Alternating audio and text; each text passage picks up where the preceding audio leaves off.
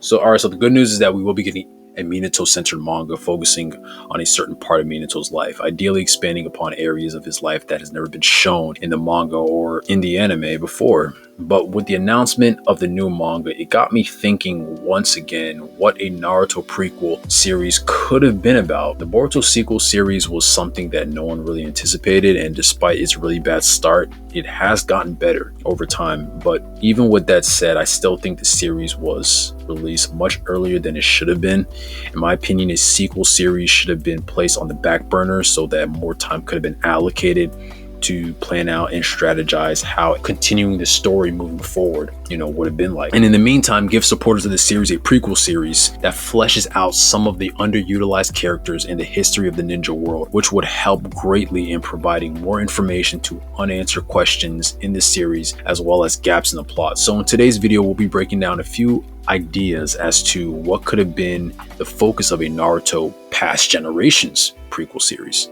Starting things off, as I said in the intro, Minato's upbringing. Minato is obviously one of the most popular characters in the Naruto lore, but the anime nor the manga show practically anything about his family, the Namikaze clan, or his upbringing. Furthermore, we are shown very little about his days living amongst the Konoha residents, how he became Jiraiya's apprentice, learning flying Raijin, learning Sage Mode, different missions, etc. This is something that, if done correctly, would gain an immediate amount of interest from the Naruto community. Number 2. The Warring States period. The Warring States period, as we know, is a period of bloodshed and constant fighting, where staples of ninja history, Madara Uchiha and Hashirama Senju first met. We're told that during this period, it was so violent that the average age for people was somewhere in the 30s, because the amount of young people that were killed was at such a tremendously high rate. Even moving past Madara and Hashirama, being able to see the battles and experiences of many of the ancient clans across the regions would have been cool as hell. Number 3, we got Madara and Hashirama's upbringing. This one is somewhat intertwined and somewhat connected with the Warring States period, because obviously they grew up during this time period. But what I'm mainly talking about is a more in-depth focus on them throughout the years, the battles they went through as kids, more of their teenage years, as well as interaction with other people in the environment where they grew up, how they developed their specific jutsus, etc. There's so much there that they went through in their youth, and there's so much there that is not clearly showcased throughout the series that would have been amazing for us to see, in the prequel series.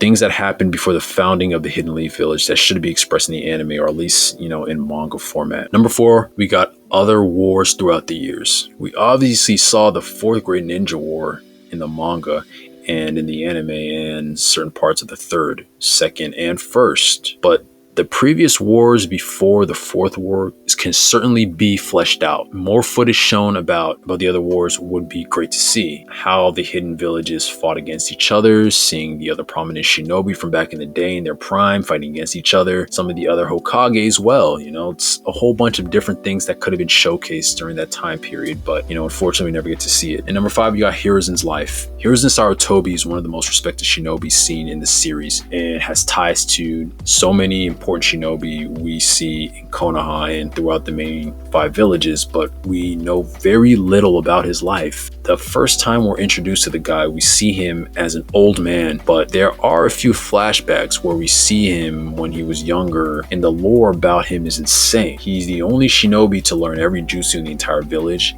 taught the 3 legendary Sannin, was taught by the first 2 Hokage, and was regarded as the most powerful shinobi at the height of his power. With all these things attributed to Hiruzen, it's pretty crazy how we never got to see him in his prime, nor much about the 70 plus years of his life that he lived. The fights he was a part of, any of the crazy feats that can exemplify his power, we don't get to see any of this, so it's pretty terrible. Now, ideally, the prequel series would feature all these different stories, plus a lot more, including stuff from the other ninja villages, but that's probably, less realistic. After some research, it looks like there were additional ideas of the next story that Kishimoto was pondering that were being planned out in terms of possibly happening. For example, a history of Jiraiya's life throughout the years and how he became the Toad Sage we know of him today. Personally, this does not sound very interesting, as Jiraiya is a consistent enough character in this series, and we have seen enough of his flashbacks to get a general idea of how things went. A prequel series for Naruto should be something focused on other characters so